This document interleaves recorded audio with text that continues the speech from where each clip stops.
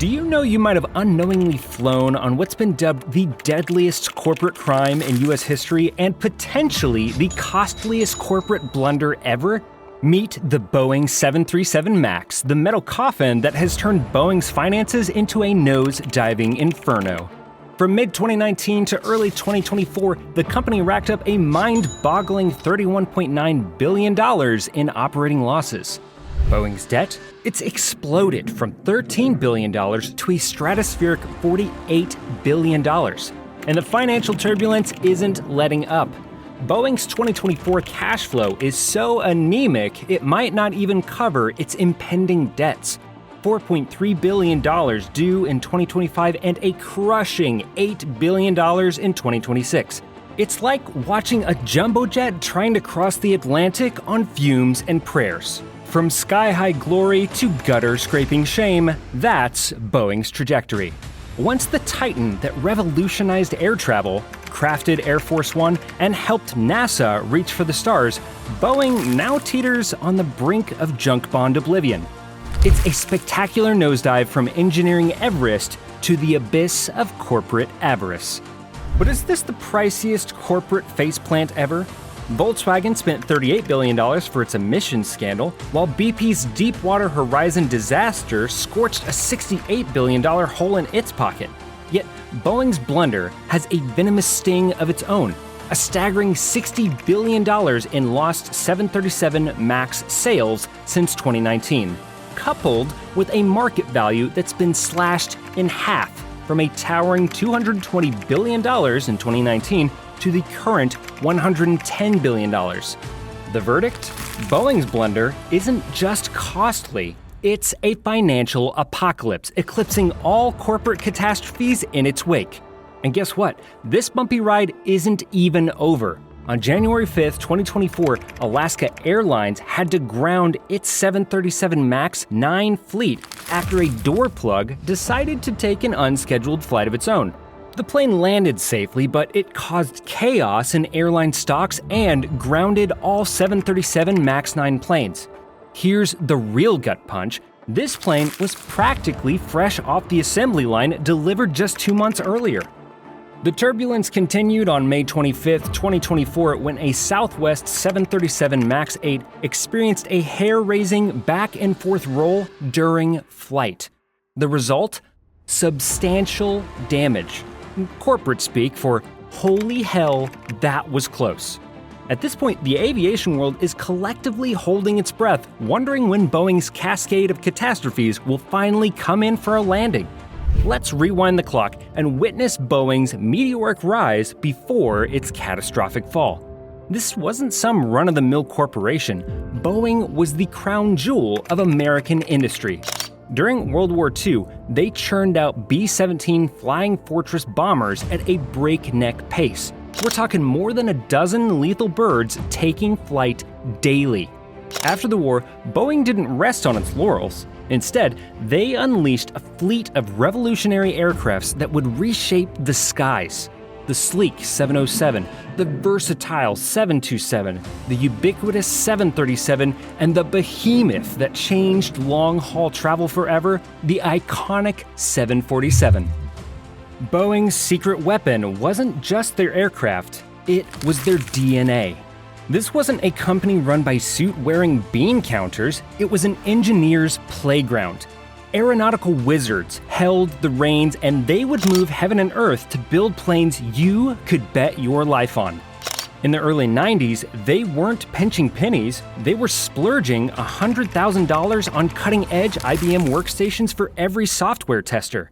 And they didn't stop there, they poured $70 million into a state-of-the-art training center, ensuring their people were the best in the business.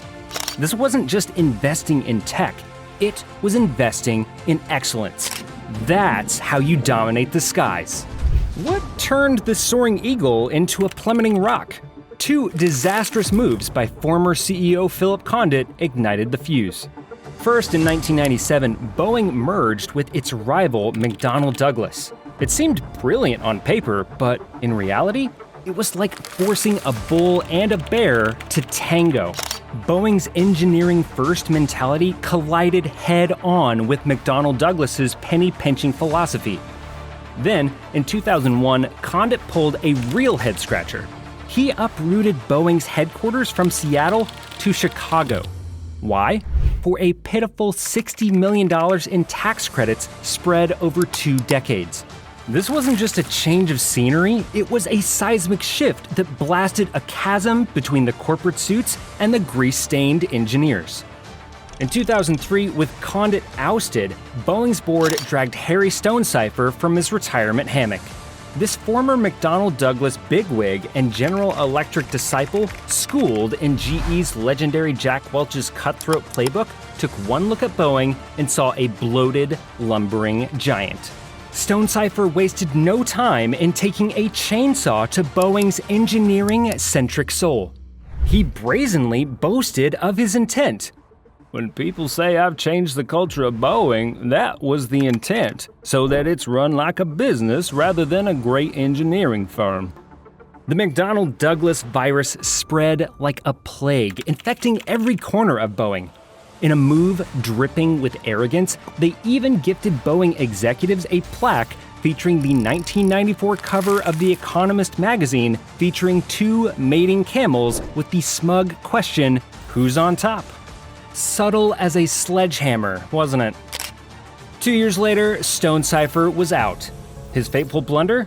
Shooting down a visionary proposal to craft a cutting-edge single-aisle jet to replace the aging 727, 737, and 757 fleet. Fast forward to 2011, and Boeing watched helplessly as Airbus's A320neo seduced major players like American Airlines away from their workhorse 737.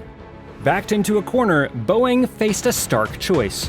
Pony up $20 billion for a sleek, modern bird, or pinch pennies on a quick facelift for the trusty old 737. In a move that would haunt the company for years, the new CEO, Jim McNerney, another ex-GE executive, chose the cheaper and seemingly easier route. He greenlit a 5-year plan to slap some lipstick on the 737 pig, dubbing it the MAX. It sported larger, more efficient engines, great for fuel savings, but not so great for stability. When the nose started pitching up dangerously in tests, instead of a redesign, Boeing opted for a software band-aid, Maneuvering Characteristics Augmentation System, or MCAS, to push the nose down automatically. MCAS relied on a single sensor and wasn't even mentioned in the pilot's manual. Imagine driving a car where the steering wheel suddenly takes control without warning. The tragic consequences of these decisions became painfully clear with the crashes of Lion Air Flight 610 in October 2018 and Ethiopian Airlines Flight 302 in March 2019. In both cases, MCAS activated based on faulty sensor readings, repeatedly forcing the plane's noses down despite the pilot's attempts to regain control. While Boeing was failing at building safe planes, it was earning straight A's in financial hocus pocus. From 2013 to 2019, the company blew a staggering $43 billion on stock buybacks, a whopping 104% of its profits. Instead of fixing flaws or innovating, it was inflating its stock price like a hot air balloon.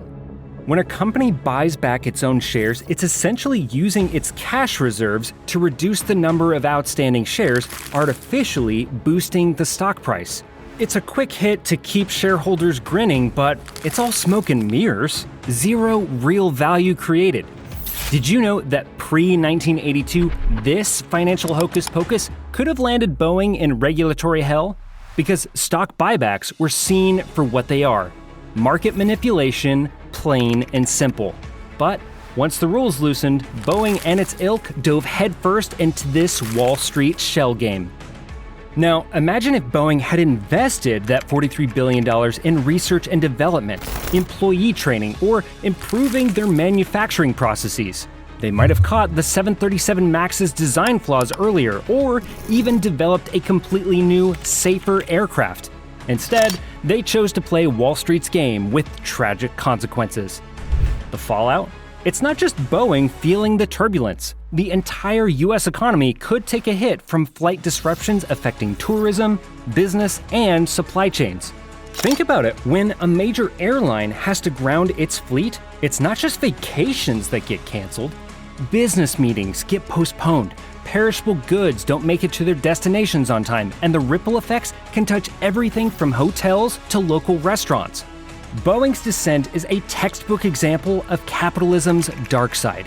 346 people died horrifying deaths, all so Boeing could pander to Wall Street's insatiable appetite and grab a few fleeting headlines on CNBC. When the bottom line becomes the only line, ethics fly out the emergency exit. Can Boeing get out of this death spiral and reclaim the skies?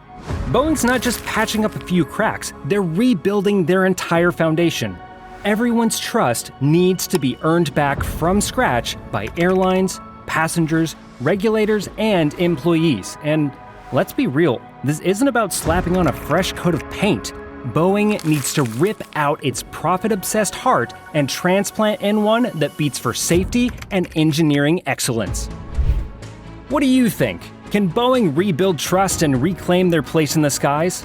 Is this a case of a few bad decisions or a symptom of a deeper problem in corporate America? Drop your thoughts in the comments below. And hey, if you enjoyed this story, don't forget to like, subscribe, and share, and keep your seatbelts fastened for more eye-opening business stories coming your way. See you next time!